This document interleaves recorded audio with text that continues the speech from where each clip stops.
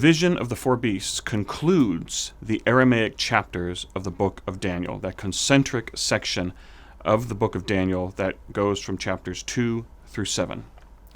It also is the first chapter in which we hear of the apocalyptic visions of Daniel.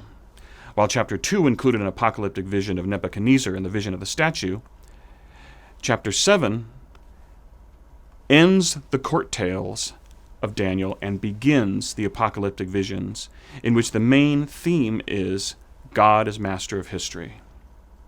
The second of those visions is in the 8th chapter of Daniel, known traditionally as the vision of the ram and the he-goat.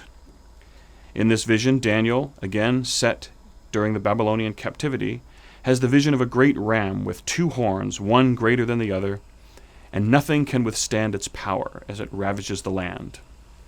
He then has a vision of a he-goat with 1 prominent horn in the center of his head, a he-goat that glides from the west and overthrows the ram. Eventually, that 1 great horn on the he-goat is shattered, and 4 horns grow in its place, from which one comes to dominate the other and persecute God's holy people. Well, Daniel wants to know the meaning of this vision. And so God sends a familiar face, a familiar figure, to those of us of the Christian faith in the person of Gabriel, the archangel.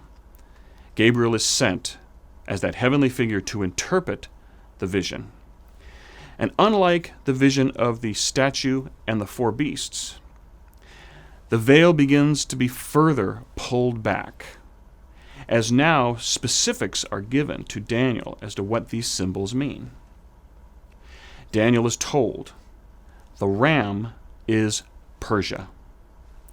He's told the he-goat is Greece, and the great horn in the center of his head is its first king.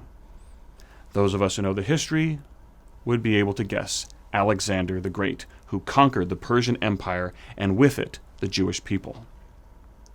Upon the death of Alexander, 4 horns grew in its place, the 4 kingdoms that were divided among his great generals after Alexander's death, from which 1 grew in prominence that persecuted God's holy people. Here again, the Seleucid Empire with the arrogant king Antiochus IV. We have basically a repeat of the vision of the 4 beasts in a different form. But with the vision of the ram and the he-goat, we now see the veil being pulled back even more, the apocalyptic revelation of Daniel's visions. God is master of history and will intervene for God's holy people.